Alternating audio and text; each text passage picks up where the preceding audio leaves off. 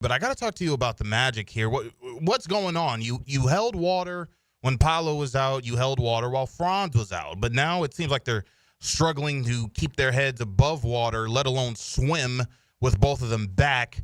Can you pinpoint the problem?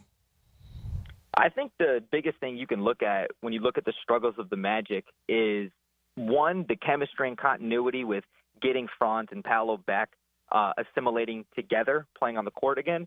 And then secondly, it has to be the shooting. I mean, the Orlando Magic are on pace to be the worst three-point shooting team, I believe, in the last 14, 15 years right now. They are a team that is really struggling to find any kind of offensive rhythm, a team that's really struggling to find any kind of consistency on the floor together. And this team, I think, right now is just really continuing to show their weaknesses, and that's ultimately going to hinder them come postseason time. Can the Magic turn this around? You know, it's hard for me to say because while I do believe that this team is more than capable of turning it around, if this team wants any shot of advancing in the postseason, and I mean more than just a first-round, playoff appearance, they need to add shooting. So until they add shooting, I'm going to say no. I don't think that this Magic team is going to be able to advance any further than they did last season if they do not address their needs properly, whether that's at the deadline here in less than a week, whether that's going to be this off season.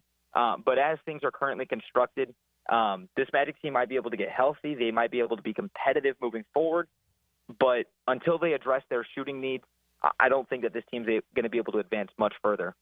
He is Brett James, NBA writer covering the Orlando Magic and senior writer for Orlando Magic HQ. So I thought that you could be able to turn this team around with shooting. You came on the show, and we talked about it, and we said a guy like Luke Kennard would have been a great fit for this team to get some shooting help. You bring in KCP during the offseason, a great 3-and-D guy, but he really hasn't been able to find his shot this season for the Magic. Gary Harris in and out of the lineup.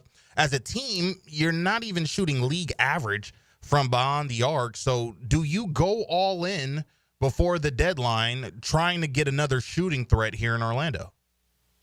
It's a funny conversation because if you're Jeff Weltman, Anthony Parker, in this Magic front office, there's a level of patience that the front office wants to continue to have with this locker room and with this team that's currently constructed. So from their perspective, they're in absolutely no rush. Paolo's about to get a Supermax eligible contract this offseason. You just re-signed Jalen and Franz this offseason, as well as some other complementary pieces. They are in absolutely no rush to go all in at the deadline to make a move. Now, from a fan perspective, from a writing perspective, you would think that the Magic need to make some kind of move, whether it's an all-in move or a move just to address shooting in order to make themselves in a better position to make a run in the Eastern Conference. So my gut tells me that this Magic front office continues to stand pat, continues to let these guys get healthy, continue to assimilate back into one another. But as of right now, it's really difficult to say what this team is going to do because their needs are glaringly obvious when it comes to their offensive woes. Is there a name out there when it comes just to the shooting aspect that Orlando desperately needs, in my opinion, as well as yours too, and I'm sure that there are many Orlando Magic fans that share the same sentiment that we do?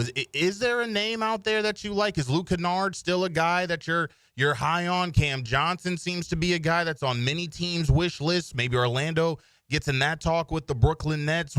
Who would be a serviceable name that could knock down shots for the Magic that they desperately need at this point? Yeah, you actually just brought me right into that point. I think it has to be Cam Johnson from the Brooklyn Nets. I mean, we all know the Brooklyn Nets are one of the worst teams in the Eastern Conference. They're trying to get a top lottery pick in order to land Cooper Flag. And if you're able to move off of Cam Johnson, get a very, favorable, compensation in return for him, maybe 1 or 2 first-round picks, something that Orlando doesn't really need with the Denver pick that they own this year and their own first-round pick, I think you can make a move out there for a Cam Johnson, a guy who's above a 45% shooter from the floor, 40+% from behind the arc. He can address the needs, and he fits the timeline in terms of age for the Orlando Magic in this group that's extremely youthful. So I think Cam Johnson is a match made in heaven. I'd say the other name maybe doesn't address the shooting as well would be Anthony Simons, the hometown kid. Okay. Can do some great things as a combo scoring guard, can score on all 3 levels, continues to fit the timeline. and he's under contract until the end of 2026. I think those are the two names that would stand out the most, but Cam Johnson probably being the more likely candidate. Final couple of moments with the senior reporter for the Orlando Magic HQ. He is Brett James. You can follow him on Twitter at the Brett James 1. So we always have learned growing up, love covers a multitude of sins. I want to say almost the same thing with Jalen Suggs when it comes to this Orlando Magic group. He's been out for quite a while, and it seems like the Magic need him back in a big way. But in your opinion, how badly do the Orlando Magic need this guy back in the lineup? They need Jalen Suggs back into this lineup more than anybody knows. And I think as I've continued to cover the team throughout this season, something that I've noticed more and more is, and this might definitely be a controversial take, but Jalen Suggs might be the most important player to the Orlando Magic. And it's not saying that he's the best player, but when you talk about level of importance, not only with his defensive tenacity and his intensity, but the energy that he provides to the team, the camaraderie that he continues to build within everybody. What Jalen Suggs does for this team is unthinkable, and the type of impact that he makes, and it's continuing to show. Even when you have Paolo and Franz, you can see that the team is still missing Jalen Suggs. Right. Even when they had Franz and Jalen, you saw how important Jalen was, and now that they don't have him, you continue to see once again how important Jalen Suggs is to this team. He earned every penny of that contract last offseason, and he's continuing to show his worth even in his absence. I think Jalen Suggs right now is showing once again why he's the most important player to this Orlando team. Last one before we let you go. Where were you when the Shams tweet went down? I was at my apartment last night getting ready for bed, and like everybody in America who saw the news, I didn't believe it. I didn't believe it. I thought it was a fake Shams account at first. I had to double check, and then even when Shams doubled down and said, yes, this is real, I still didn't believe it. I had to wait until Chris Haynes and every other NBA insider continued to report on it, and it just absolutely caught me off guard.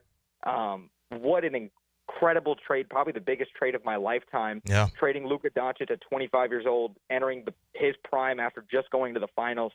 I will say, in my opinion, I do believe that the Lakers won this trade. They get their future franchise player. You put him alongside LeBron James right now.